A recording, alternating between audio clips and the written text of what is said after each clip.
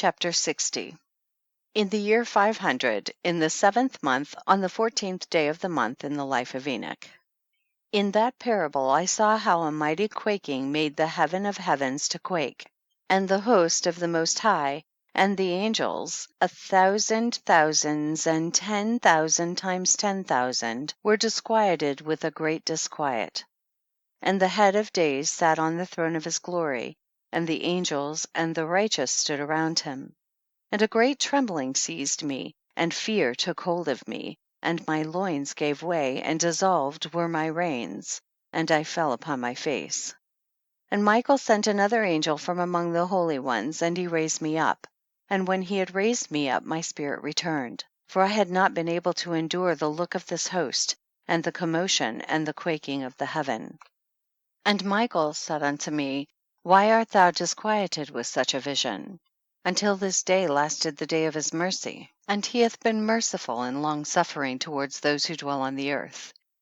And when the day, and the power, and the punishment, and the judgment come, which the Lord of spirits hath prepared for those who worship not the righteous law, and for those who deny the righteous judgment, and for those who take his name in vain, that day is prepared for the elect a covenant, but for sinners an inquisition. When the punishment of the Lord of spirits shall rest upon them, it shall rest in order that the punishment of the Lord of spirits may not come in vain, and it shall slay the children with their mothers, and the children with their fathers. Afterwards the judgment shall take place according to his mercy and his patience.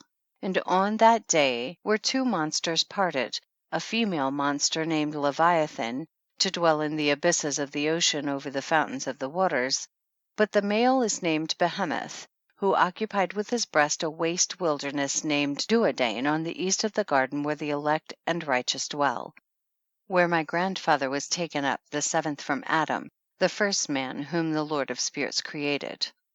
And I besought the other angel that he should show me the might of those monsters, how they were parted on one day and cast, the one into the abysses of the sea, and the other unto the dry land of the wilderness. And he said to me, Thou son of man, herein thou dost seek to know what is hidden. And the other angel who went with me and showed me what was hidden told me what is first and last in the heaven in the height, and beneath the earth in the depth, and at the ends of the heaven, and on the foundation of the heaven. And the chambers of the winds, and how the winds are divided, and how they are weighed, and how the portals of the winds are reckoned, each according to the power of the wind, and the power of the lights of the moon, and according to the power that is fitting.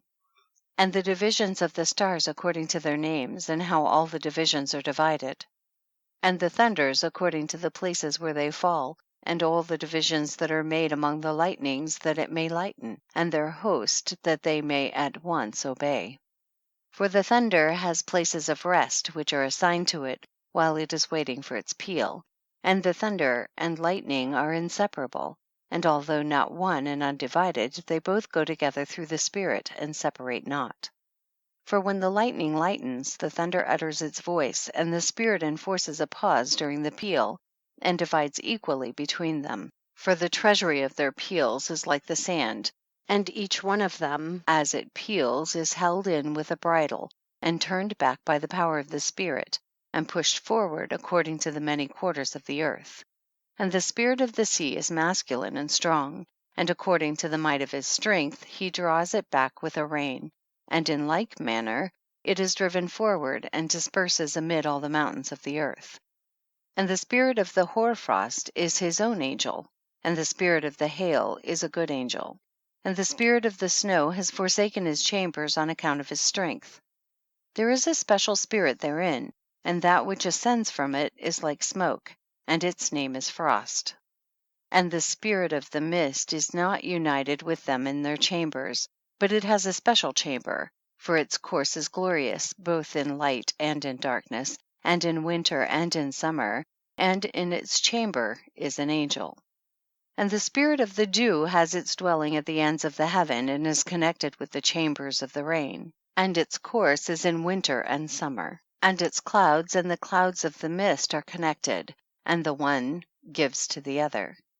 And when the spirit of the rain goes forth from its chamber, the angels come and open the chamber and lead it out. And when it is diffused over the whole earth, it unites with the water on the earth, and whensoever it unites with the water on the earth. For the waters are for those who dwell on the earth, for they are nourishment for the earth and from the Most High who is in heaven. Therefore there is a measure for the rain, and the angels take it in charge. And these things I saw towards the garden of the righteous. And the angel of peace who was with me said to me, These two monsters prepared conformably to the greatness of God shall feed. Chapter 61. Angels go off to measure paradise, the judgment of the righteous by the elect one, the praise of the elect one and of God. Chapter 61. And I saw in those days how long cords were given to those angels, and they took to themselves wings and flew, and they went towards the north. And I asked the angel, saying unto him, Why have those angels taken these cords and gone off? And he said unto me, They have gone to measure.